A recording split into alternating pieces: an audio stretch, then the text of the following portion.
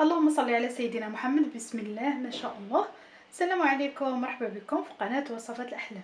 اليوم ان شاء الله تحضروا معايا هاد التحليه هذه اللي كتجي بالحامض، كتجي غزاله بالحامض وبالبسكوي. كنحتاجوا فيها حامضه وحده ولكن المذاق ديالها رائع وطريقه التحضير ديالها بسيطه، يعني صالح لنا الضيوف حتى لاخر لحظه ممكن نصاوبوها، وفي نفس الوقت صالح لنا كتحليه رمضان كتجي زوينه بزاف.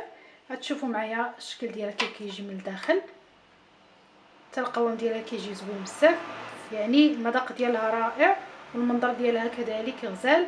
وهذه هديه لكل عشاق الليمون الحامض. غنخليكم دابا مع المقادير والطريقه باش تحضروا. كنبداو ان شاء الله بالمقادير. غادي نحتاج نص لتر ديال الحليب، وغادي نحتاج لا كريم باتيسير 2 معالق كبار. انا وريتكم العلبه هذه استعملت لا كريم باتيسير من نكهه الحامض، يعني ما استعملناش لا كريم باتيسير العاديه، هذه كتعطي اللون وكتعطي المذاق ديال الحامض.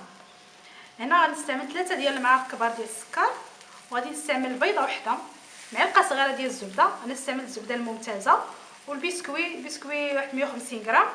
الكميه حسب الرغبه، ولكن نتوما كتختاروا البسكوي اللي يعجبكم. المهم اي بسكوي، ولكن يكون بسكوي جاف، يعني ما فيه لا شوكولاط لا والو.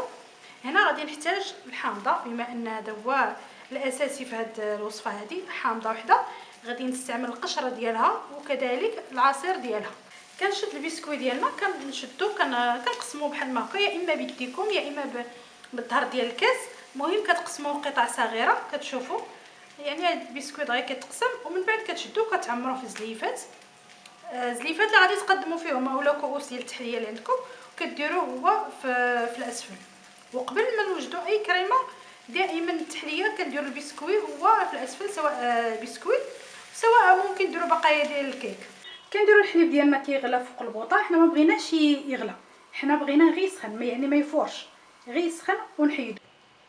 دابا الحليب ديالنا ها هو سخون، حنا غادي نضيفوا واحد شويه، غير شويه بشويه لهاد الكريمه اللي عندي، الكريمه والسكر والبيض، ني شويه بشويه باش قلت لكم الحليب ما خصوش يطيب، باش ما يطيبش لنا هاد البيض اللي هنايا. كنخلطو حتى كينسجم لينا هاد المكونات هذه بهذه الطريقه.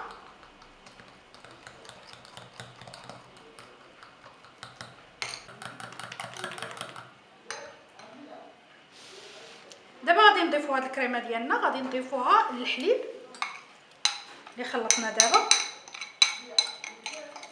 هنايا كيبقى لنا دابا كنحركوها، ولكن كيبقى لنا الحامض والزبده كيبقاو حتى الاخير. غنحركها مزيان ونردها على البوطه.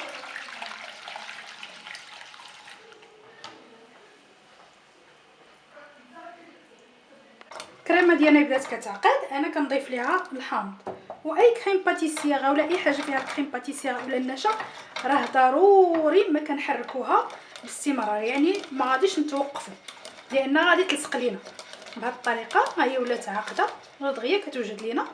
كنطفيو عليها البوطه، في نفس الوقت كنضيفوا داك شويه الزبده، يعني معلقه صغيره الزبده، ولكن هاد شويه الزبده راه هي اللي كيعطي ديك الليونه لا كريم باتيسير، وكتجي حتى المذاق ديالها زوين، القوام ديالها زوين والمذاق ديالها. كنحرك كما قلت لكم، انا طفيت البوطه، يعني كتبقى ديك الزبده كتذوب غير في ديك الحراره ديال لا كريم باتيسير. دابا الكريمه ديالنا واجده، الكيسان فيهم بسكوي ديالنا واجدين.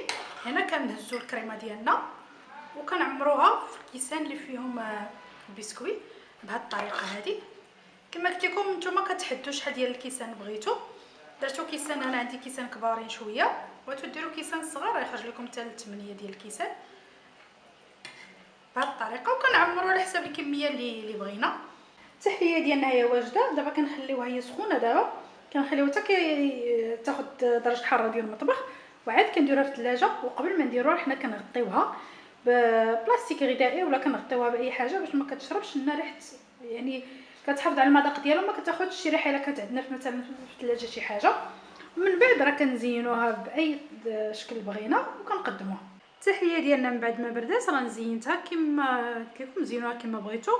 ملاحظه مهمه نكتبها نقول لكم ان السكر درت انا 3 المعالق، ممكن ديروا حتى 4 ديال المعالق، يعني كيبقى داك السكر يعني اختياري. الحلاوه كل واحد الذوق ديالو فيها. كنتمنى يعجبكم وتجربوه. ما تنساوش تحطوا ليا التعليق ديالكم في كومونتير، واشتركوا في القناه، واشتركوا كذلك في المجموعه ديالنا في الفيسبوك. السلام عليكم.